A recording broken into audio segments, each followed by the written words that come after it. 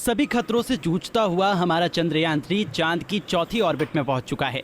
लेकिन अब इसके सामने एक ऐसी मुसीबत आ गई है जिससे बचना मुश्किल लग रहा है। आखिर ये मुसीबत क्या है और क्यों हमारे चंद्रयान-3 पर खतरा मंडरा रहा है, इसकी पूरी जानकारी आज हम आपको देंगे। तो ज़्यादा समय न लेते हुए शुरू करते हैं आज की हमारी ये वीडियो। जब से भारत ने चंद्रयान-3 को लॉन्च किया है, तभी से सब देशों में चांद की डार्क साइड पर पहुंचने की होड़ लग गई है। हमारा भारत चांद की डार्क साइड पर पहुंचने वाला पहला देश बनने ही वाला था, लेकिन तभी रूस ने लूना 25 को लॉन्च करके सबको हैरान कर दिया। हैरानी का कारण ये था कि किसी को नहीं पता था कि रूस अपने मून मिशन को इतने जल्दी लॉन्च करेगा। आप सभी चंद्रयान-3 के बारे में तो जानते ही हैं, क्योंकि जब से ये लॉन्च हुआ है इसने तभी से कई कीर्तिमान स्थापित किए हैं, जैसे चांद पर ऑर्गन 40 की खोज करना और चंद्रयान-2 के जिंदा होने की खबर देना। चलो अब हम थोड़ी जानकारी लूना 25 के बारे में भी दे देते हैं। अगर लूना 25 की बात करें तो ये रॉसकॉस्मोस का मिशन है और इससे पहले रूस ने 1976 में लूना 24 को लॉन्च किया था।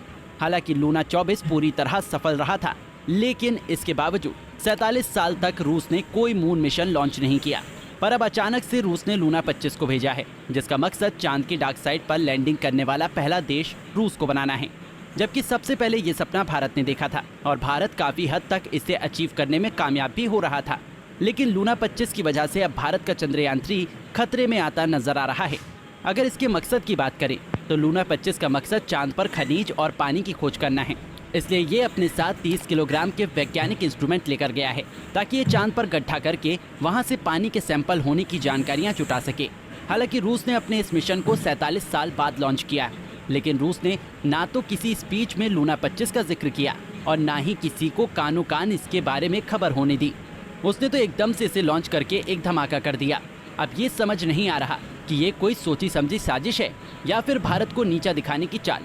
आखिर क्यों रूस ने अपने मून मिशन के लिए वही टाइम चुना जो भारत के लिए इतना अनमोल था, जबकि रूस तो अपने इस मिशन को कभी भी लॉन्च कर सकता था, क्योंकि उसका ये मिशन तो 1 साल तक चांद पर रहने वाला है, जबकि भारत का चंद्रयान-3 तो बस 2 वीक के लिए जा रहा है। आखिर रूस ने ऐसा क्यों किया, इसके बारे में तो हम नहीं जानते, पर रूस की इस हरकत की वजह से हमारा चंद्रयान-3 खतरे में जरूर आ गया है, क्योंकि ऐसी संभावनाएं हैं कि चंद्रयान-3 लूना 25 से टकरा सकता है। अब आप सोच रहे होंगे कि हमारा चंद्रयान-3 तो काफी पहले लॉन्च हो चुका है, तो फिर इतने बाद में लॉन्च हुए लूना 25 से वो कैसे टकरा सकता है। लेकिन हम आपको बता दें कि हमारे जो स्पेस मिशन होते हैं वो बहुत ही बजट फ्रेंडली होते हैं, क्योंकि हम इंडियंस कम बजट में बड़ा कारनामा करने में यकीन रखते हैं, जबकि रूस के पास बहुत ही पावरफुल रॉकेट मौजूद है। इसी वजह से रूस का ये मिशन इतने जल्दी चांद की ऑर्बिट में जा पहुंचा है। वहीं हमारे मिशन को चांद की ऑर्बिट तक जाने में इतना समय इसलिए लगा है क्योंकि हमें पहले धरती के चक्कर लगाने पड़े, तब जाकर हम चांद की ऑर्बिट में एंटर कर पाए, जबकि लूना 25 को ऐसा कुछ भी नहीं करना पड़ा। वो तो सीधे ही चांद की ऑर्बिट में पहुंच चुका है।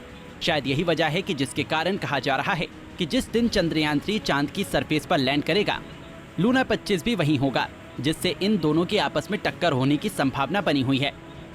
आपकी ही तरह सभी के मन में ये सवाल आ रहे थे कि क्या लूना 25 हमारे चंद्रयान-3 के लिए खतरा बन जाएगा, पर रूस की स्पेस एजेंसी रॉसकॉस्मोस ने आश्वासन दिया है कि लूना की वजह से चंद्रयान-3 को कोई नुकसान नहीं होगा, क्योंकि चांद की डार्क साइड इतनी बड़ी है कि अगर दुनिया के सारे देश भी अपने मिशन वहां भेजेंगे तो भी ये एक दूसरे से नहीं टकराएंगे। साथ ही रॉसकॉस्मोस ने यह भी बताया कि लूना 25 21 या 22 अगस्त को चांद की डार्क साइड पर सॉफ्ट लैंडिंग कर लेगा।